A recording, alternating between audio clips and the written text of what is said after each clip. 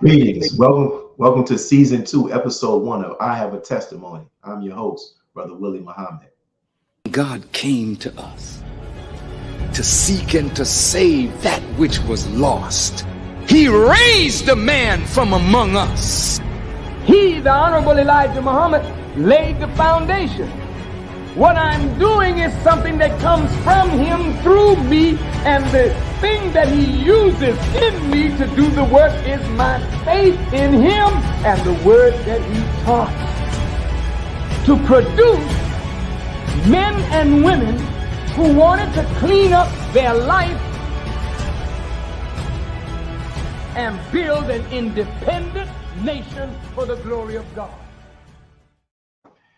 Our first guest for this new series is a brother who is one of the Nation of Islam stars and jewels, in my opinion. Ever since I've known this brother, he has been a brother to me and even a mentor.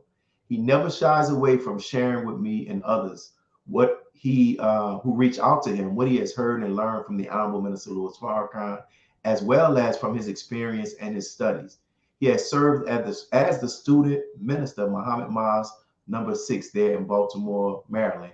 And because of his work in that city and the work for our nation and his study and his growth in Islam, the Honorable Minister Louis Farrakhan recently appointed him as the second named Imam of our nation.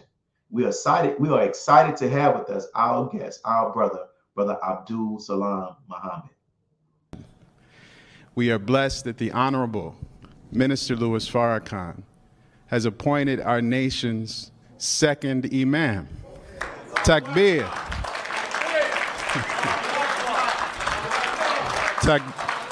Takbir. Takbir.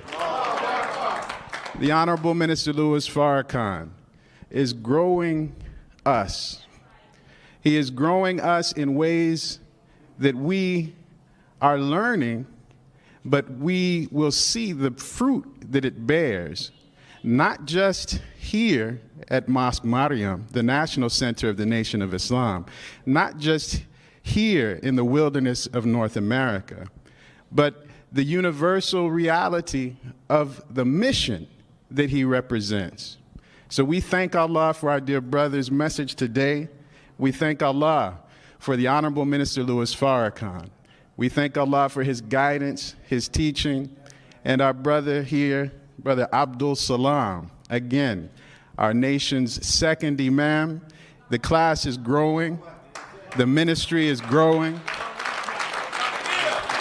And Allahu Akbar. And we are honored by his presence and his beautiful message today.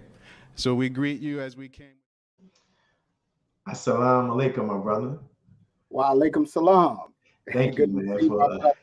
All praises due to Allah. All praises due to Allah. Thank you for joining us, as always, as I said, and you've expressed your gratitude. So I'd like to jump straight to the interview, man. I'm excited and I want to hear all that you have to share, and I'm glad our audience has opportunity as well. So I want to start off with this question.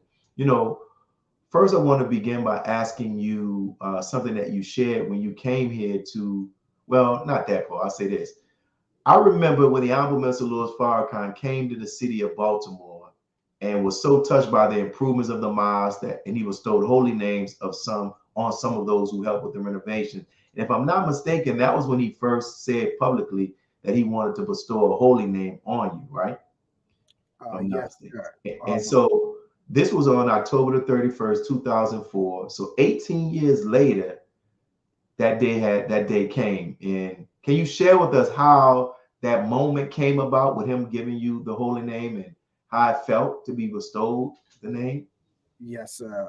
Bismillah ar-Rahman ar-Rahim. First, of course, I want to thank you, my dear brother and fellow student in the ministry, and all of your staff for having me on this beautiful platform with you. But taking me back to 2004, of course, this etched in my heart and soul, just in the general sense of what happened that day. We had such a beautiful weekend with the Honorable Minister Louis Farrakhan at that time, as he was actually in the city for Indaba conference being hosted at Morgan State University. And we had a bigger meeting that Saturday night with the Honorable Minister Louis Farrakhan, but then he blessed us to come to the mosque. And of course, at the closing of the meeting, I asked, could the minister greet the brothers, wanted to greet him that had worked so hard on renovating the mosque at that time, Brother Joseph 4X and Brother Delroy Muhammad at that time. And so the minister looked and he talked about how beautiful the mosque looked, but we looked more beautiful, but he said it was a noble work. And so he changed Brother Joseph 4X's name to Brother Yusuf Kareem because of the great nobility of the Honorable Elijah Muhammad, that the Savior gave him the name Kareem. And so he changed his name to Yusuf Kareem. And of course, Brother Delroy had already received the name Muhammad, as many of the believers had at the previous Savior's Day. And so, you know, if you've seen the video, he said that Carlos is a good name. And but he said he has a better name for me, and that he would inform me of it once he got back to Chicago. And, you know, so it was in that spirit. And so 18 years from that point, on July 8th, 2022, the Honorable Minister Louis Farrakhan bestowed on me the name Brother Abdul Salaam Muhammad. And so it's been a journey.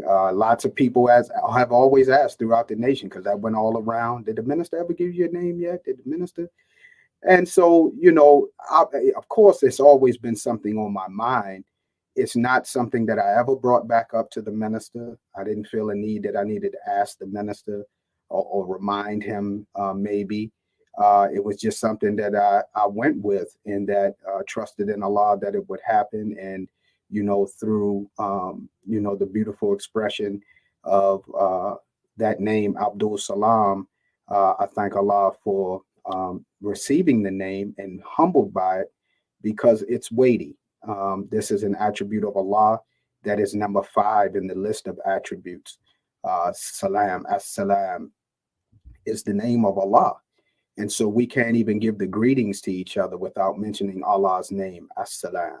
Our religion, Islam, is named from his attribute of as-salam. Muslim is also rooted in all of the same roots. So yes, it means peace. Yes, it means also peace established through submission, but it also means to cure. And so the Honorable Minister said, brother, you know, when I thought hard on that name and I asked Allah, you know, to help me with that name, and he told me, and when I say that, I'm not validating any divinity factor, but he went to Allah with it, and Allah showed him Abdul Salaam. He said, because as long as I can think of you, brother, you've always been one that has worked hard to bring peace among people that has had discord, and the work that we've done with establishing bridges in the Islamic community and with our family, specifically in Imam W.D. Muhammad's community, and of course in the streets of Baltimore and wherever we go. So I thank Allah, and I strive very hard to make sure that we don't bring any disgrace to Allah's name, which I'm serving as a servant of, Abdul Salaam, or as-salam. And man, that's beautiful, man. And even when I remember one time I asked you about, you know, the name and waiting, you were always at peace. It didn't bother you at the time. You were always at peace. And one of the things you continue to keep doing is working. And since we're talking about working, the great work that you do there in the city of Baltimore, I remember when you came here to the city of New Orleans and you first participated in this I Have a Testimony series, where at that time we would allow people to give their testimony after the mosque meeting with just a group of believers who will be there. I remember when you talked about your history, how you were appointed the student minister there at the age, you were a teenager over over a city. So can you talk about how you handled being appointed over a mosque at such a young age, and how did you handle some of the challenges that you faced as a result of that? Yes. Well, actually, I was 20 years old. You know, I was still a teenager, though, in spirit and in heart. But coming behind the great work of my mosque minister at that time and mentor, student minister Willie Muhammad, who I love and respect, and thank him for helping me grow since I had came to the mosque as a teenager at 15 and registering at 16. So in that period of transitioning, being young and the Honorable Minister, appointing me that and allowing that to happen, it raised a lot of eyebrows, of course, because who you put this at that time, I literally looked like a little boy, even in that picture you just showed, that was in 1997 at the Palladium when the minister came here on tour. So I, being young and coming through the mosque and now having this weight, even though I had been serving in the ministry in my latter part of my teenage years, this was a heavy weight. So people was like, man, he got this little boy over the mosque. And so I say that to say that I didn't know the weight of it because I had not had the life experience in it, but the minister knew. And we had a solid group of laborers that I'd already known, and they were very helpful in my development. They kept the continuity of the mosque going after we lost, I shouldn't say lost, after our minister moved on to Atlanta, Georgia. And so maybe 2 years had gone by and the minister came back to the region, and I was struggling. I was struggling with it. I mean, it was a really, really serious responsibility. And he brought me out and he said, do you know my minister in Baltimore? And everybody's like, yes, sir. Yeah. He was like, no, you don't. This is my hip hop minister. He can reach people you can't. And when he gets that second breath, that second wind, you'll see, just give him time. So I look back on that hip hop minister, now the minister don't speak idle words. What he was trying to say is that, yes, he's young. Yes, he does not have the life experience, but if you be patient and let me work with him and let others work with him as he seasons, we'll get continuity of time, you see, and also reaching younger people. Though when he put me on the assignment, he said, now you have to be the minister for everybody, the young and the old, as well as the young people, but you're naturally going to be attractive to your generation. And so I'll just close with this to show you the minister didn't just appoint me. He didn't leave me out there by myself. And my fellow brothers, Brother Jamil, Brother Kadir, who was the minister in Newark, and many others, Dr. Alim. These were beautiful ministers that helped me along the way and really made a great impression on me that I could call upon and kind of give me the boost sometimes when you're kind of struggling with the things that we go through over the mosque. But I remember having to face the reality that we do have problems. And I remember, our meetings after the mosque meetings, people would just line up at the door and they wanted to talk to me. The believers would, and I'd be like, man, what's going on? I'd be in there with the young junior FOI. And to be honest, I'm transparent. You know what I would do after I got off the rostrum? I had a Sega Genesis video game in the office, and we would go in there and play video games. And when the believers would see that, they were like, what kind of minister is this? Then they might see me dressed down, and if I wasn't in my suit, man, I had my Timberland boots on and my jeans and my hat and so the minister saying this is my hip hop minister, but I was going through that, but I had to deal with some marital situations with some mom.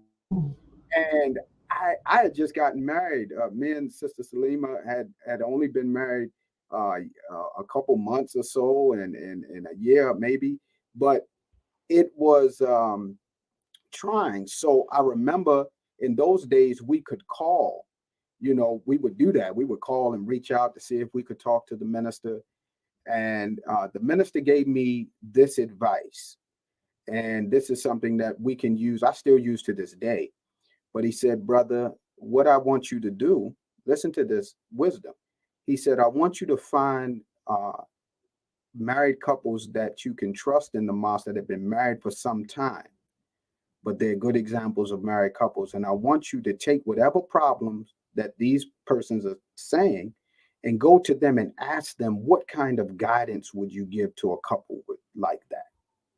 He said, and you take your notes, you write down what that is. And he says, but what I want you to do, once you get that, I want you to go back and meet with the couple, and I want you to sit there and give them what you've gained from that other couple as an answer and guidance and counsel, as if it is you that is saying these things, that it's you that's giving it to them, not I met with so and so and so and so and they said, because he knew that I didn't have enough life experience even being married to give it.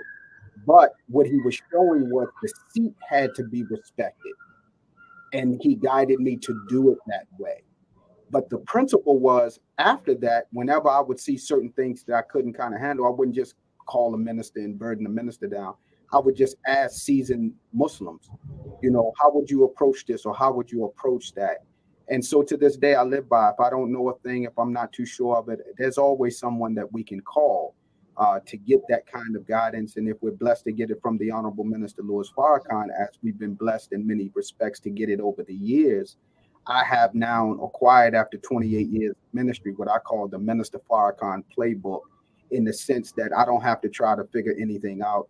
I have a binder I can go to and say, oh, okay, let me extract that principle. The minister already gave us an understanding on that, and do those things. So that's some of my early of ministry and towns. But I thank Allah to be able to speak. Yo, man, listen, and I love all of the believers, even the ones that gave me some pressure and gave me some hell. You know, without that, we could not become polished or become better. All of that. Beautiful, brother. Beautiful response, man. I need to get a copy of that binder, but we'll talk about that offline, my brother. That playbook, Minister Farrakhan's playbook. And you know, the news all over social media the last week or so, it's been filled with videos, news reports, commentary of different people about the recent death of our brother Tyree Nichols, you know, in Memphis. And while preparing for this interview, it made me think about our other brother Freddie Gray. When I was there, you all took me to the place, the memorial, the housing development in the area where it took place, and even the mural that was done in his honor. And so what I would like to talk about is, because I want to get this on record, so we can have, it's on record now, but we can even have more evidences of it, about the role that the mosque under your leadership played during the fight for justice for our brother, and also in protecting Black businesses during the uprising that took place in Baltimore. Yes, sir. Well, all praise is due to Allah. That actual housing development or project, as they're called, Gilmore Homes, is a staple in West Baltimore. I had family there in my growing up years, and anybody that basically from West Baltimore, you're going to know Baltimore's a small city, a small, big city. But that community is very tight-knit, Sandtown, Winchester, as it's affectionately called, bordered by what used to be the main nightlife spot of Black nightlife and culture called Pennsylvania Avenue, which was like 125th Street in Harlem in its day. But like many of these places, as time went after the riots, the drugs, the influence of crime has been prevalent in that community in which Gilmore Homes sits. So that has always been a staple place that the Nation of Islam, since I joined as a teenager, we soldiered in that project. So we're not, so the believers or the FOI has never been a stranger there, and many other places throughout the city, but definitely there. So that's where Freddie Gray was from. So when this happened, when we went to the community that was in an uproar after it happened, where the police department sits right in the heart of the project, that we weren't strangers on that scene. And in fact, we became ambassadors of peace and direction for our people that were very angry in terms of what happened to our brother and the abuse that he received from the police department. And anybody historically, even back in my uncles in them days, everybody knows that the Western District in Baltimore City has always had a notorious track record of coming at young blacks, men, and dealing with black men in that community in a very hostile way. So interestingly enough, sad that we saw what these 5 notable black officers did to our brother in Memphis. But this has been something that Baltimore has had. It wasn't white officers. It was our own. So I close that to say that when the funeral happened and the uprising happened, two factors. We've constantly been in the street here as a FOI and group of believers. That has always been our mark from the days that I joined. And of course, with our beloved student captain, when he was first officer, he was always a brother that was leading the soldiers out in the street. And now at this time, being the student captain, he kept that going as the captain always. And to this day, he might be out there right now with some soldiers trying to make some things happen after the mosque meeting. That's how beautiful of a brother he is. But we went to the funeral, and there was already kind of a feeling that something was going to go down. And when this broke out, we were in the mosque, watching it on the news. Happened right down the street from the mosque at the subway station. And immediately we called the FOI that had left back to the mosque, and Brother Captain organized everybody, and we knew we had to get out there. And what was that spirit? 2 things. It was the natural spirit that we felt we just couldn't watch it happen. But a few months earlier, due to the fact of what happened with Michael Brown in St. Louis, or what became known as Ferguson, and we know that uprising went on for weeks. Brother Akbar, our great pioneer and mentor, he came to Baltimore and spoke to the FOI class. And I remember Brother Captain asking him, what is it that we could do if something like that happened? What kind of guidance did the minister give you in terms of dealing with that situation out there if it ever happened in our city?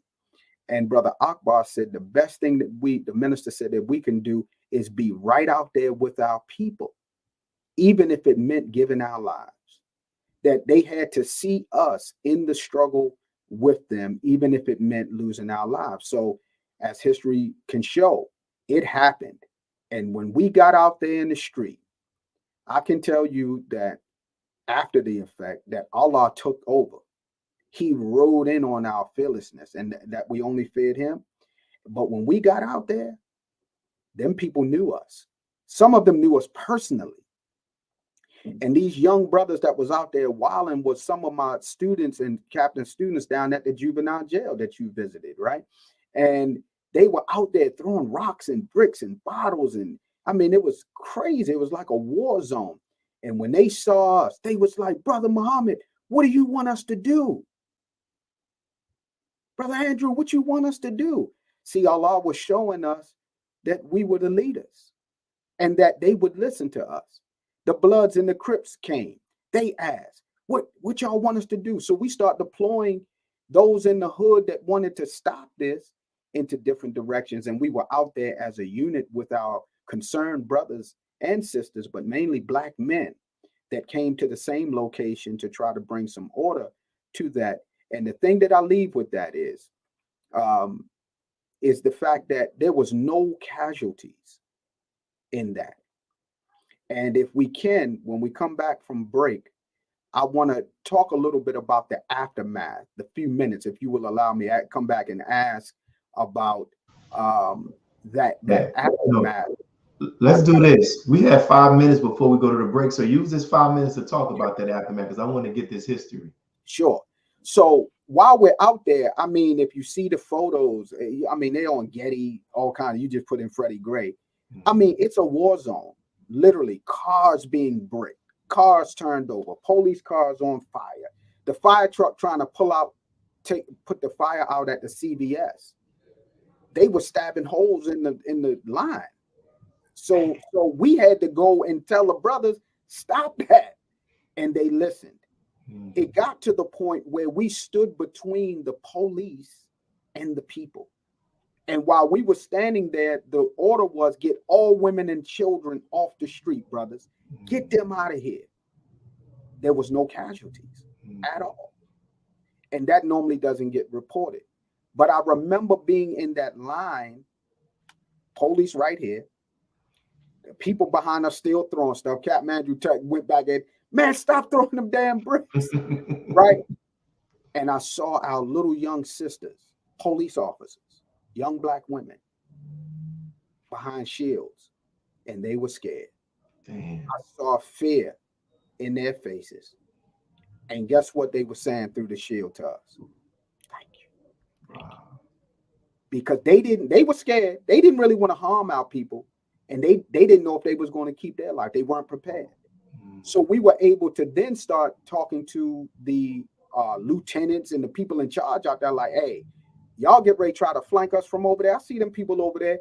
Tell them people to stop. Let us get these people off the street. And I remember one of the black lieutenants said, he said, look, Minister, I can only do but so much because I'm under command. Now, this military to military now, right? I'm under command. Look, man, you got a few minutes, but I'm just letting you know. I can't tell them not to move because they kept trying to come forward. And we yelling, stop moving. We tell the police, stop moving. Don't do that because it's agitating, but we're making progress. So I say that to say, as we close this, that it didn't dawn on me until we got back to the mosque. I mean, our clothes was like smoke and pepper spray and eyes all messed up, face burning. Didn't feel none of that.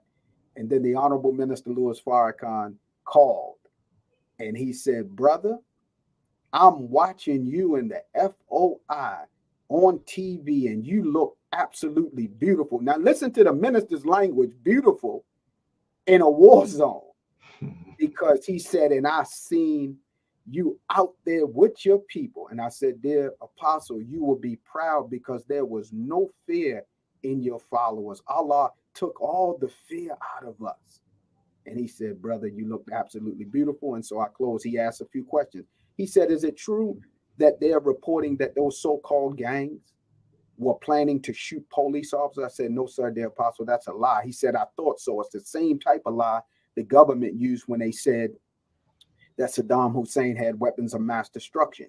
You tell those brothers that they're trying to set them up for slaughter and tell them that they are to be aware of that. I said, yes, sir. Do you know within 20 minutes after I got off the phone, we're at the mosque it's a Monday, normally FOI, all FOI in the mosque. We get a knock at the door as we go to break. And guess who it was? It was the gang leaders. We can't make this up. Wow. And they came in. They were out there with us, but they came and they said, hey, y'all left. Man, look, we need to be trained. They literally came in and said, look, we not trained. We need training.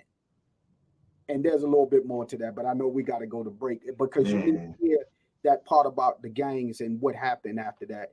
With the Inshallah, we'll hear it, man. So thank you all for tuning in. We here with our brother Abdul Salaam Muhammad. And if you're hearing this interview is already jam-packed with a lot of jewels, please stay tuned. We'll be right back after these brief announcements. Be a part of the force that powers truth in journalism. Your support helps us to highlight solutions for a brighter tomorrow. Go to nnvnews.com/donate. Worldwide, 24 hours a day, 7 days a week. Download the Final Call Radio app and take us everywhere. On your phone, on your computer, on your tablet, on Instagram, Facebook, and Twitter. You can also log on to finalcall.com and click the Listen Live button or finalcallradio.com. Final Call Radio, the official voice of the Honorable Minister Louis Farrakhan and the Nation of Islam. Muhammad's economic blueprint, the collective power of our dollars to build a future for ourselves. With 5 cents a day, 35 cents a week, $1.40 a month, and $18.20 a year multiplied by 16 million wage earners would give us $291 million in 1 year. Everyone can give 35 cents a week as an investment in our future. Donate now and see what our pennies, nickels, and dimes can accomplish. Visit economicblueprint.org.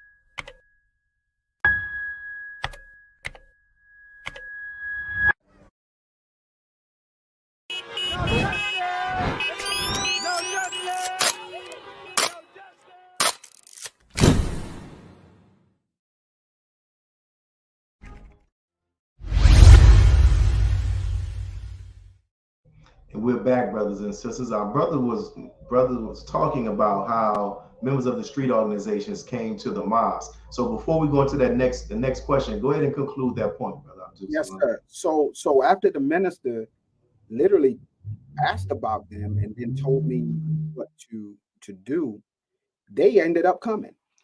And we were sitting and talking to them in the sanctuary, and then they got a call that many of their soldiers were down at a church where Freddie Gray's funeral was being held. And it's a church we've had a great relationship with. The minister has spoken there, New Shiloh Baptist Church. And so we went down to the church packed full of people with preachers and leaders and news talking about what we're going to do now that this has happened.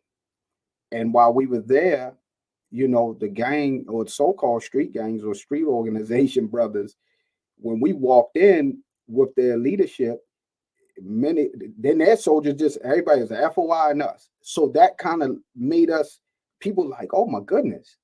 And the way that it looked is as if myself and student captain and the FOI basically had control over all of their situation, which was not the case. It's just the unity that had took place out there that day and previous weeks in demonstration, and just the natural fact that we knew many of them in some shape, form, or fashion. But I'm saying that to say Allah was orchestrating all of this, because while we're at the church, this is 11 o'clock at night, we get a call that one of our properties had been set on fire. But the way it was being reported is as if it was the mosque. So we break out of the church, but the street organization and brothers was like, hold on, what's going on? Something happened. They all came with us. And we ended up at the property, and it wasn't all of that, but the news followed us up there. And they began to ask those young brothers that was in the street organizations, what is their affiliation with the Nation of Islam? And them young brothers, with no prompt, it wasn't no conversation, they said, man, we've always had respect for the Honorable Minister Louis Farrakhan. He's all our leader. And I mean, it was just interesting because as time went, the following week, we were blessed to go out and see the Honorable Minister on the farm, myself, Pastor Jamal Bryant, and Jeff Johnson, formerly of BET. And he was giving us some guidance on a rally we were having the next day. But the thing that the minister wanted me to let the brothers in the street organization know was the fact that when those military were coming, he said, the National Guard is coming. And the minister said, these are real soldiers. These are real trained soldiers. And they have live ammunition in those guns. And they're not coming to protect people. They're coming to protect property. He said, tell my young brothers in the street organizations to pull their resources and buy up the property in the hood and make it clean and decent for our elders and for our children, and that we should control it. Therefore, because if we build it up, we will not allow anybody to bring death or destruction into our community. So that was the message that he gave me for the street organizations. And those brothers, a lot of those soldiers ended up becoming very productive in the society to this day. And our work with our young brothers and sisters in the street organization makes our job a little easier. We're not perfect. Baltimore has a big murder problem, but at least we are connected with those that can make a difference from their side of things by having dialogue with us that have blessed guidance from the Honorable Elijah Muhammad's teaching through his star minister, the Honorable Minister Louis Farrakhan. And it is his guidance that is the best guidance among us today. Beautiful, man. And I'm glad that we had the opportunity to get this history on record. So, you know, when it looks back at it, we have something from somebody who is first person witness. You were there, you know, they say a primary source. So I appreciate that and that opportunity. And while we're talking about the minister, I always ask people this question because I want people to be able to hear testimony from people who had the opportunity to engage with the Honorable Minister Louis Farrakhan away from the public eye, away from the rostrum, right? And so my question to you is about the qualities of the Honorable Minister Louis Farrakhan. You know, If you had the opportunity to stand before the world and testify of a quality possessed by the Honorable Minister Louis Farrakhan, what quality would you choose to testify of him, and why? Well, I mean, there's so many. Definitely. I will say something about the fact that we're blessed to have a divine servant among us. And sometimes when you're following a divine servant, because he's human just like us, we can get caught up in what seems to be the human side versus the divine side. But when you mature in understanding who the divine servant is, just like past prophets and messengers, then you recognize that it's all one and the same. And so the Honorable Minister Louis Farrakhan's character is that which has attracted young men and women in general to him, because he is in fact to this moment the model man, for a young boy, for young girls, and for women. What do you mean model man? He is a man that is showing us how this life should be lived, especially once we come from the situations and the rigors of what we've been under the trodden foot of white tyranny and oppression for 400 plus years. So to have this man in a time of great fulfillment of the major prophets, he's fulfilling all of the major prophets' work and then some. So one characteristic of the prophet, peace and prayers be upon him, Muhammad, when his wife Aisha, may Allah have mercy on her, was asked about him, she said that his character was in fact the Quran, and that he was among the people, the walking Quran. I know some won't like it, but I just don't care. He, the Honorable Minister Louis Farrakhan, has demonstrated for me and others that are carefully watching that he is in fact the walking fulfillment of all the scriptures that are among us. So these qualities, as I close this point, is something, there are two aspects of being with him, mentored by him, following him, being taught and directed and guided by him, that I carry with me. Because when you talk about love for somebody that had done something for you, that to the point where that man knows that we love him, and that if he just even suggested a thing sometimes to us with, and that we didn't have guidance, that, you know, we might act crazy, right? But he's so beautiful in handling our love for him and always showing the beauty and the greatness of God. So there are 2 points. I always talk about this, that in these years and walking with this beautiful man of God, there are 2 things he's never asked me to do. He's asked me to do a lot. He's guided us to do a lot. But there are 2 things he's never asked me to do or have allowed me to. The first is he's never asked me to worship him. That's first.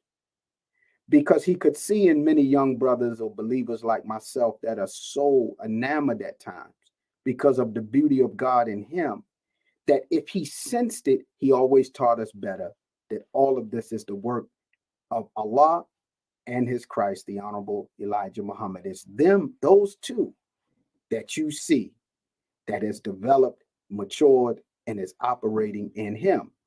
So he's never allowed us, if it looks like we're trying to, he's going to teach us away from that, because he's taught me carefully that Allah is the only reality. And the second thing is, he has never, ever suggested, he's never side talked, he's never winked or waved or sent some silly symbols to suggest that I should go hurt somebody, harm somebody, kill somebody because of maybe what they've said about him or said about us. Never, ever. In fact, he's shown us that even when people are opposed to you, try to pull at the better part of them to make a better relationship. So those are 2 specific qualities of him that I can tell you that have guided me and is guiding me now, and is guiding tens and countless thousands of others. This is the most beautiful man that I've ever met in my life. And so I'm so glad for him to be in our midst. So here is the commercial or the pitch. Savior's Day 2023, February 26, 2 p.m. Central, 3 p.m. East Coast. 12 noon, I believe, out on the West Coast. Mm-hmm. Come on and tune in to NOI.org and hear the keynote address from our beloved leader and teacher, the Honorable Minister Louis Farrakhan, because he wants to say to us and teach us the war of Armageddon has begun. Allah's hands is on this, that you close out on that response to that question, talking about Savior's Day, because that was my next question. That in a few weeks we'll be gathering in the city of Chicago to attend our annual Savior's Day convention. So, you are also one of the many hats that you wear as the National Archivist, if I'm pronouncing that right. Mm-hmm. Can you share with our viewing audience any history regarding the Savior that you have come across as we continue to gather the history of our nation and even about him, and as we approach Savior's Day?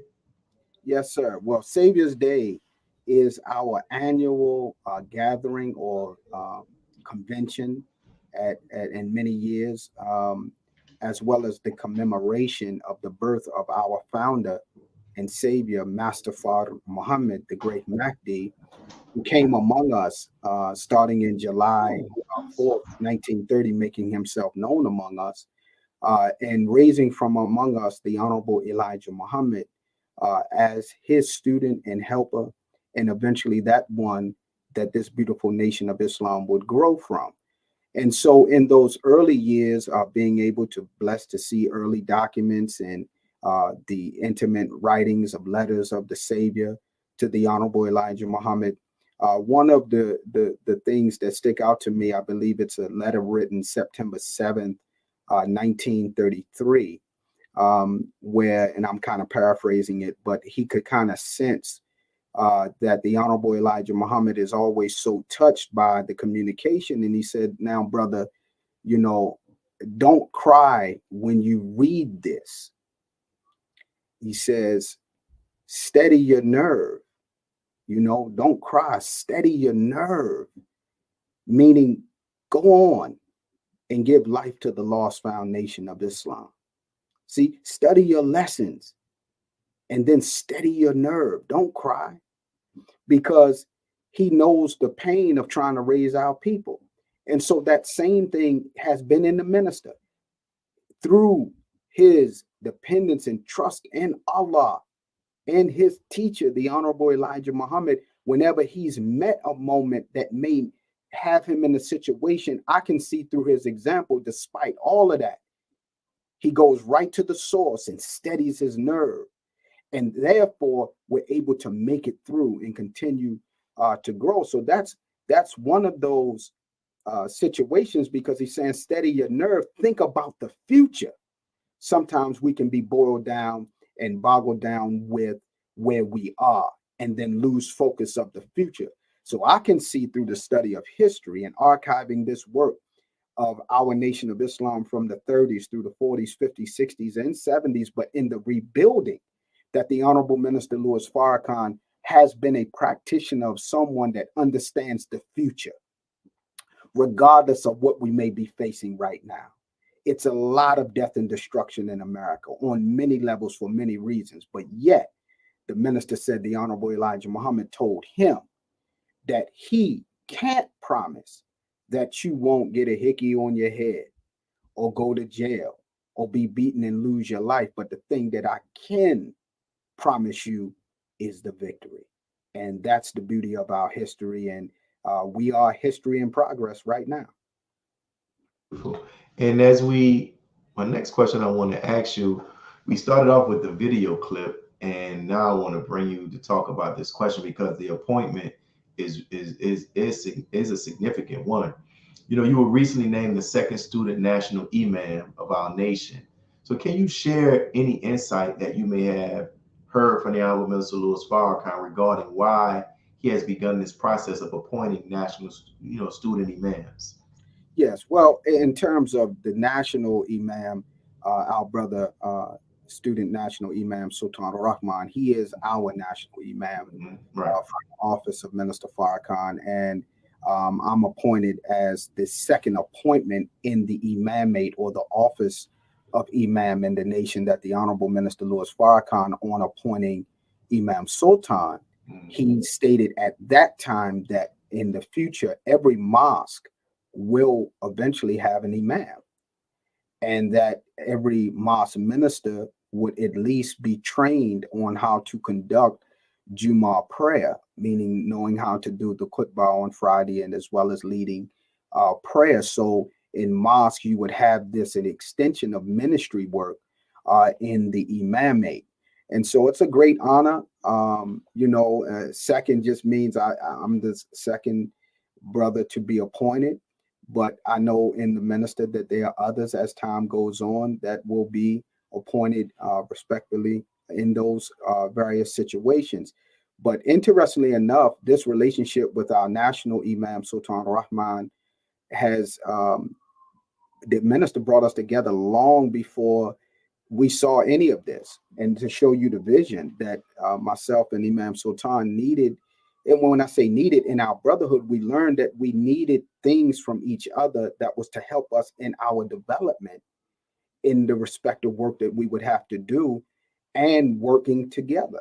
And so this organically came together in such a beautiful way. So, when the minister did that, it was during a visitation that we have not been blessed to have in a very long time due to COVID, to have the minister come to the East Coast, to come to Washington, D.C., and us kind of be like we were over the years as the minister would travel and we would be with him. And just in a moment of inspiration, just to give you the set, that it was the first time I'd seen the minister since him blessing me with the name and just being around the minister, and all of his student ministers from the East Coast and Mid-Atlantic, we were in there. And then our beloved student supreme captain came in, and the minister was talking to us, and he said, "Come on, son, sit next to me." So, he gauging the room, he doing what he's supposed to do. And he sees me and he's like, "Oh man, brother Abdul Salaam, my man, blessed you with your name, brother. You've been waiting on that for a long time." And the minister said, "Yeah, Abdul Salaam is right. And he's the nation's second imam." And it was like, whoa. It just caught me off guard in the moment. And, people were joyous of it. And, it took me some days just to wrap my mind around it, because I do know what an imam is in the general sense. And it is not just a title. It is a heavy weight. It is certain aspects of knowledge that you must have in that. And so to become a formal part of the imamate is beautiful, because it has been a desire to me to always help Imam Sultan with Islamic sciences throughout our nation. And we've been doing that for a number of years. So I'm just happy to be a part of the team and to be a team player and help fulfill the desires of our beloved leader, the Honorable Minister Louis Farrakhan, our nation of Islam. Beautiful. So what this next question, as we offer to the audience an opportunity to ask some question. There's a brother Dale, he asked some question. He asked a question. I'm gonna put all two into one. You can answer it. But his first question is, how does Minister Farrakhan know people's pain, and why do you feel? And basically, that's the same question. How does Minister Farrakhan know the pain of our people? Then he also wanted to know, how could he meet the Honorable Minister Louis Farrakhan? I know you just shed some light on that. Yeah, I got you. Pardon me, my allergies messing with me. Yeah, I understand, man. Yeah. So first part is, how does the Honorable Minister Louis Farrakhan know our pain? Because God has fashioned him in such a way. God has fashioned him. Allah has fashioned that man from the womb and through the experience of womb, and in the what we call in Islam, Arabic terminology, qadr, that this is a tenet of faith. It is a belief as Muslims that we believe in the predestination of Allah, that Allah has put in his creation a predetermined ideal or goal for that creation. And so with all prophets and messengers, the Honorable Elijah Muhammad, all of our great line of divine of black leaders that have brought us through slavery and Jim Crow and those things, the minister was born with a sensitivity for humanity and people.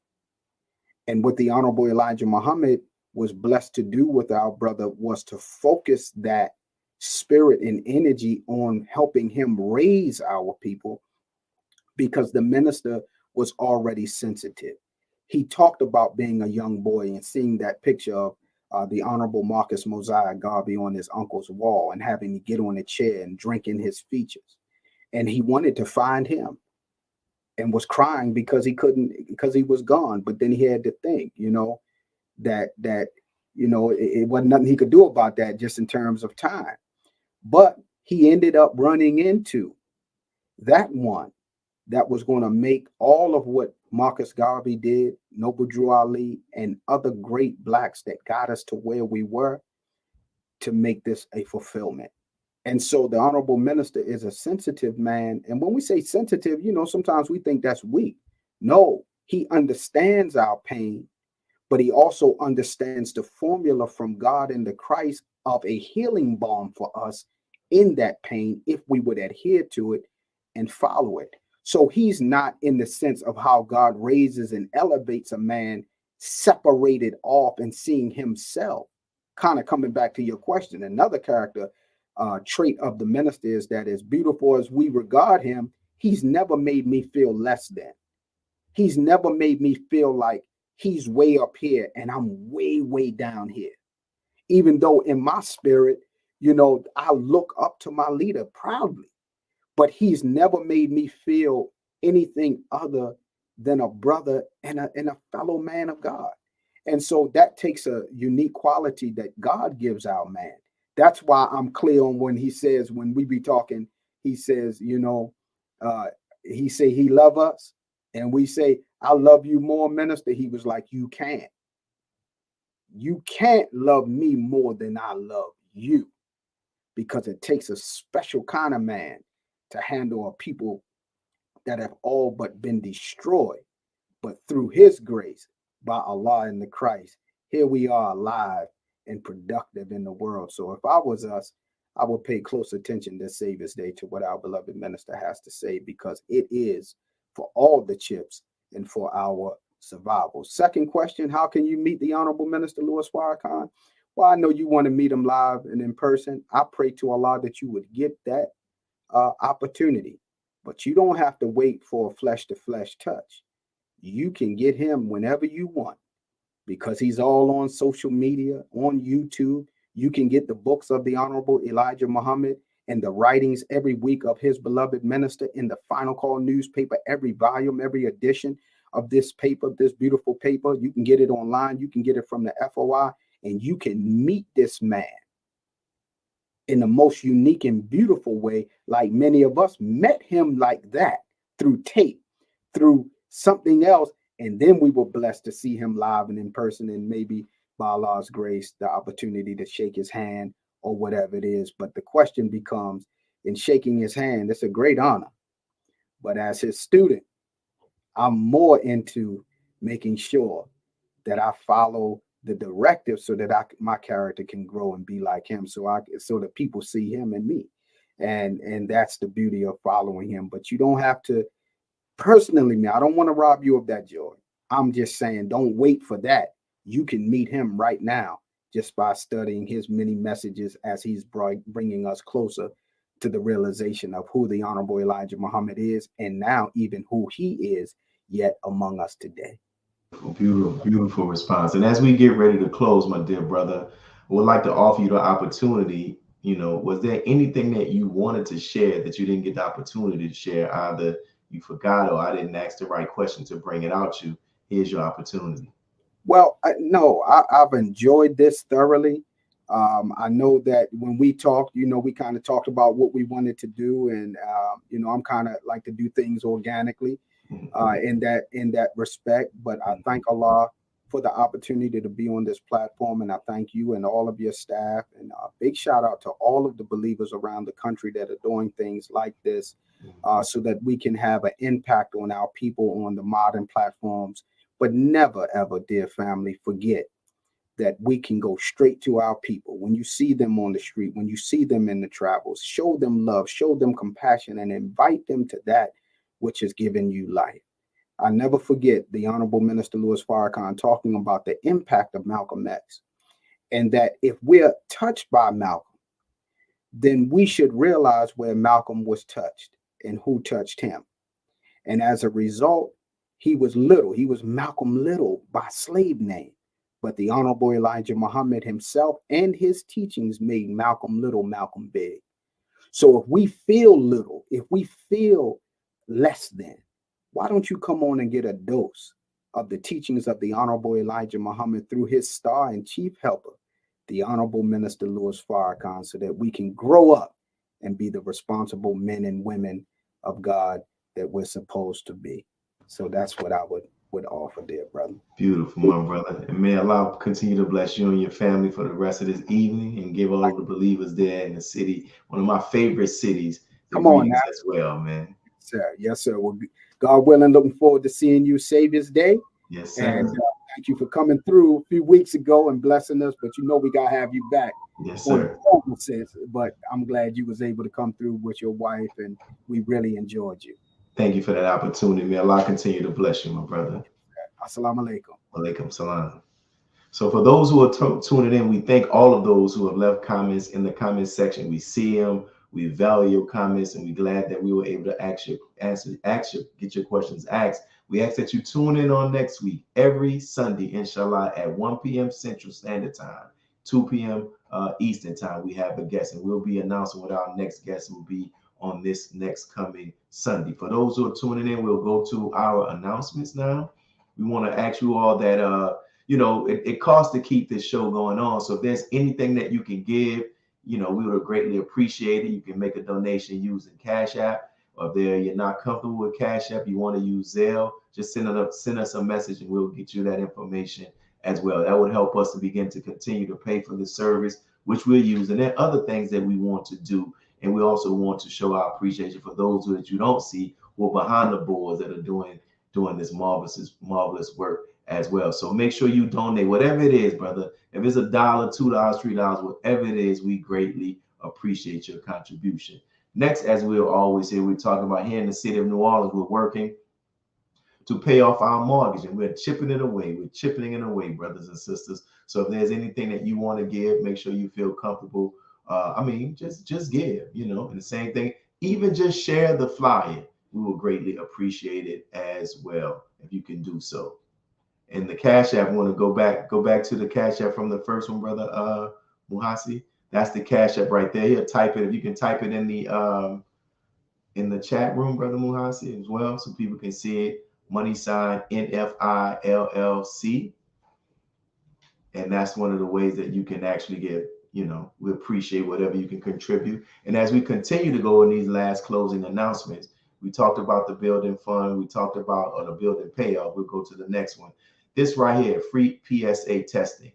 And we found out, even if you're not in the city of New Orleans, we can still help one of your loved ones out who are interested in getting a prostate examination. It's not the anal one. It's using the actual blood. So just send us an email at mosque46av@gmail.com saying that you are interested, and we'll see if we have someone in your city that can give you this testing free of charge. We'll take the fund. We'll pay for that on your behalf. So once again, you can send that. And in addition to this, we have, going back to our brother, here in the city of New Orleans, we got to update this flyer, but here in the city of New Orleans, they just came out and showed that there have been more people that have died from fentanyl overdoses than homicides. And I bet you it would probably be the same in Chicago, probably be the same in Baltimore and different cities. We're talking about the violence, but people are dying from these addictive behaviors. And we have our brother here, Brother Calvin X, who is providing a referral service, with the Ministry of Health, not Muhammad Mosque number 46, but the Ministry of Health. So if you need help, don't hesitate to give that number a call. And then as we continue to roll out, you have all of these services that we have. Need somebody to say prayer for you. This is our prayer line. Submit your family's name, your name, and we'll definitely keep you in our prayers. So we thank you all for coming in. We thank you all for tuning in. We pray that you enjoyed this actual interview. We ask that you share it on your social media pages, and may Allah continue to bless each and every one of you. This is your brother signing off with I Have a Testimony, NNV, National Network View. Peace. God came to us to seek and to save that which was lost. He raised a man from among us. He, the Honorable Elijah Muhammad, laid the foundation. What I'm doing is something that comes from him through me, and the thing that he uses in me to do the work is my faith in him and the word that he taught. To produce men and women who wanted to clean up their life and build an independent nation for the glory of God. Be a part of the force that powers truth in journalism. Your support helps us to highlight solutions for a brighter tomorrow. Go to nnvnews.com/donate.